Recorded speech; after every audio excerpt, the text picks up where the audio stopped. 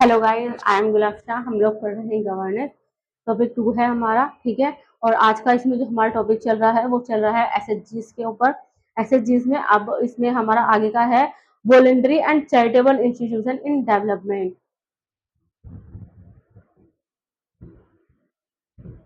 Voluntary and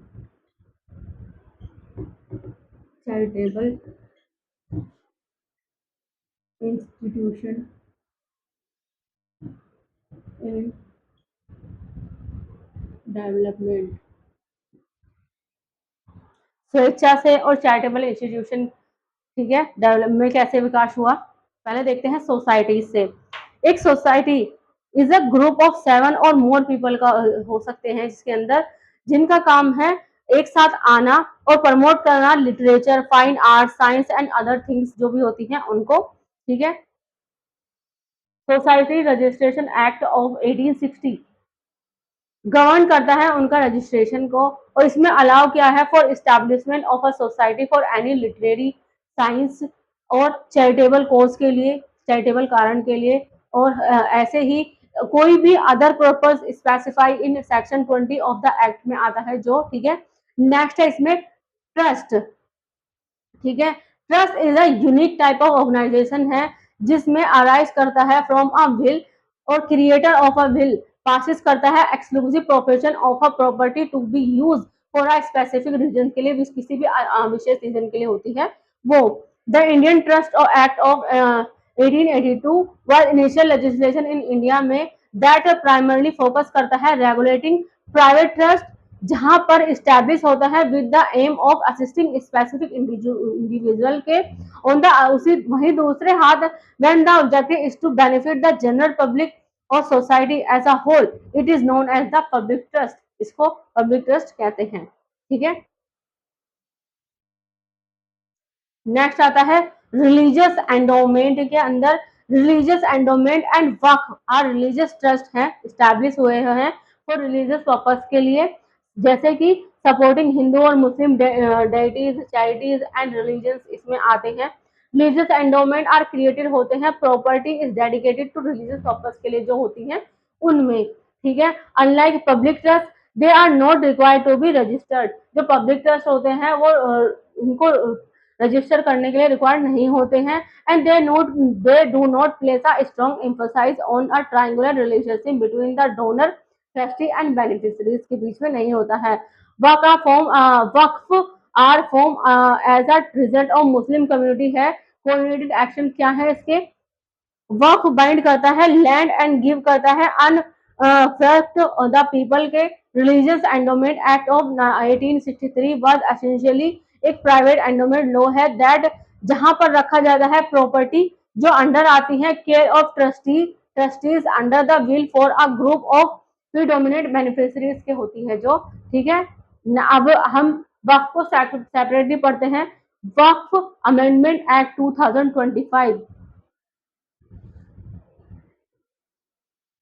Waqf Amendment Act 2025, जिसे उम्मीद act भी कहते हैं। इसमें क्या हुआ, सुप्रीम कोर्ट ने पास किया इंटरिम ऑर्डर जिसमें कहा ये सेलेक्ट किया गया provision of the Waqf Amendment Act 2025 refusing to impose a blanket stay on the entire Waqf Amendment Act 2025। की प्रोविजन क्या रहे इसके, पहले इसके की प्रोविजन देखते हैं।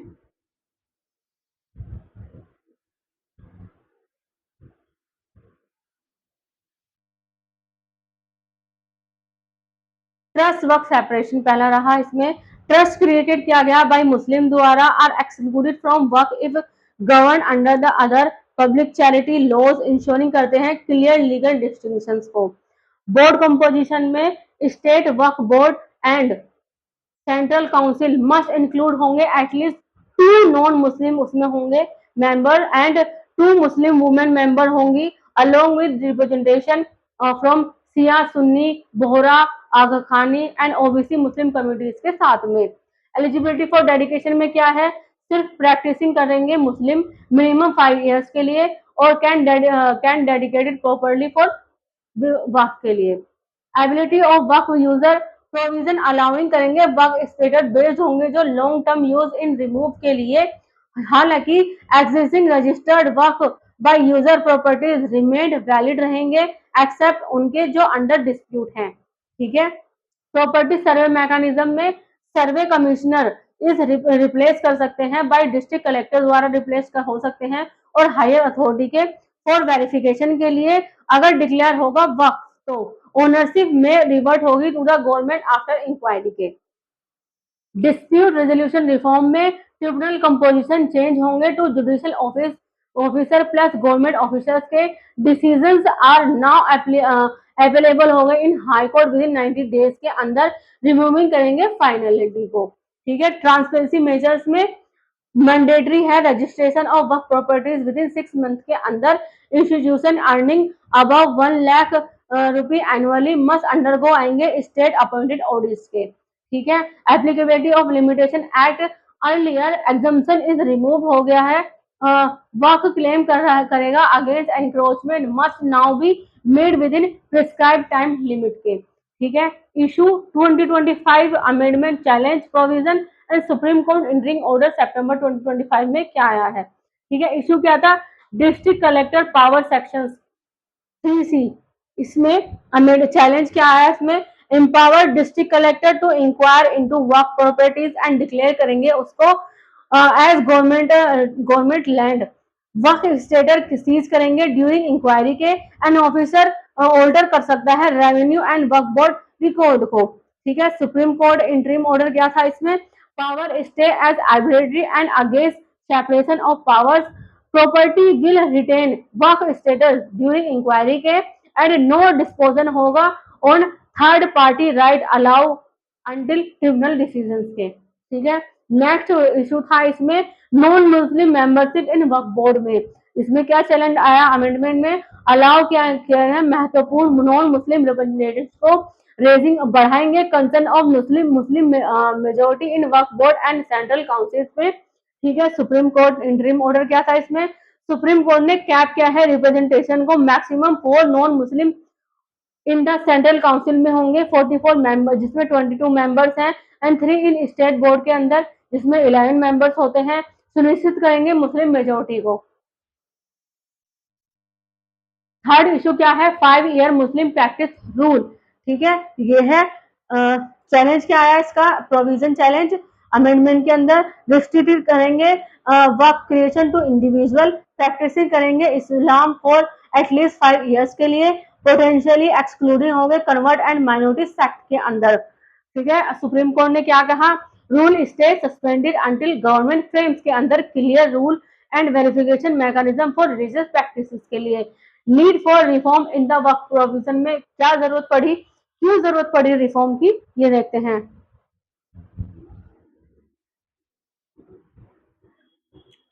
Need for reform in waqf board,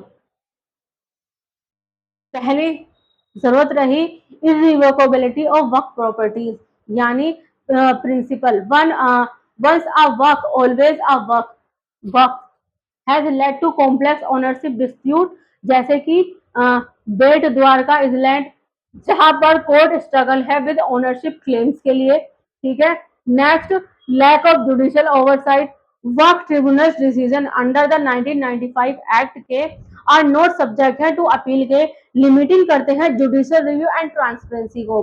next है misuse of power, section 40 of the waqf act has been misuse होता है, तो जो डिक्लेयर करता है प्राइवेट प्रॉपर्टीज को एज वक्फ, कारण है इसका लीगल डिस्प्यूट। ठीक है, जैसे कि Kerala case where 600 Christian families contested करते हैं उनके एंसेस्टर लैंड को being claimed by the waqf board, जिसमें वक्फ बोर्ड क्लेम करता है। ठीक है, अब नेक्स्ट टॉपिक है role of non state actors in Indian governance.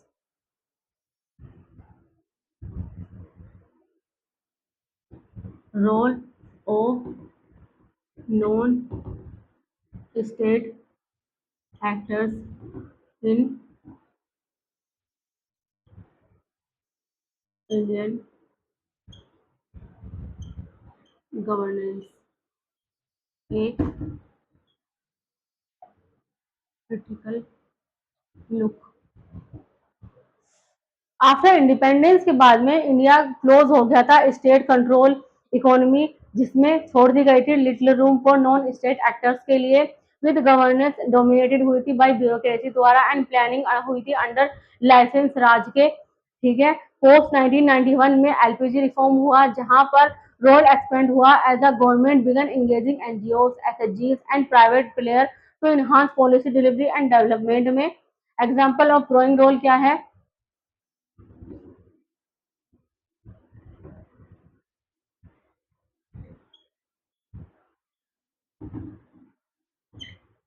Example of growing role में कॉमन सर्विस सेंटर्स में delivery digital service in rural areas, private firms manage करते हैं की सर्विस जैसे कि passport Seva Kendra and GSTN network को। PPP model are use होंगे for infrastructure project के लिए एंड एयरपोर्ट मैनेजमेंट के लिए। NGO and civil society act करेंगे एज अ वॉचडॉग के जैसा। एग्जाम्पल ग्रीन पीस, नर्मदा बचाओ आंदोलन। ठीक है।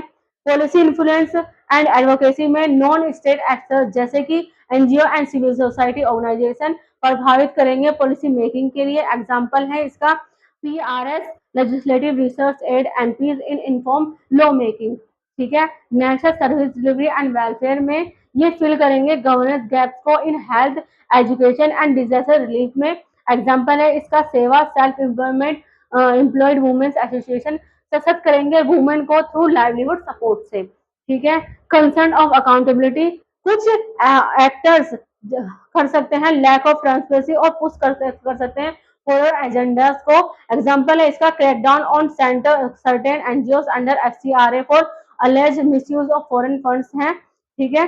स्टिल इंडिया, अभी भी इंडिया की governance is heavily state control में, बहुत ज्यादा हैवीली स्टेट कंट्रोल के अंदर आती है with a strong bureaucratic system, जबकि इंडिया के पास एक स्ट्रॉन्ग ब्यूरोक्रेटिक सिस्टम भी है।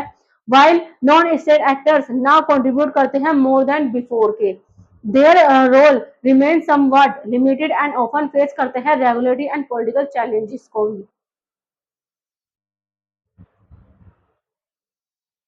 ठीक है गाइस, तो ये चैप्टर हमारा यहाँ पर खत्म होता है। नेक्स्ट हमारा चैप्टर होगा governance to good governance. Governance और गुड गवर्नेंस क्या है? ठीक है। इसके बारे में मैं आपको पढ़ाऊंगी 5th से लेकर 12th तक। अगर आपको किसी भी सब्जेक्ट में कोई भी ट्यूशन पढ़ना हो, हमारे अकेडमी ऑल सब्जेक्ट ट्यूशन पढ़ाती है। हम SSC, CGL, UPSC, UP, PCS, railway, इन सब की तैयारी कराते हैं। उर्दू लिखना पढ़ना भी सिखाते हैं। अगर आपको इनमें से किसी भी चीज़ में कोई भी इंटरेस्ट हो, किसी भी चीज़ का ट्यूशन लेना हो, आप एनी टाइम में कॉल कर सकते हैं। नीचे कैप्शन में हमारा नंबर दिया गया है। ज़्यादा लाइक करें, सब्सक्राइब करें, कमेंट करें, शेयर करें। Thank you so much.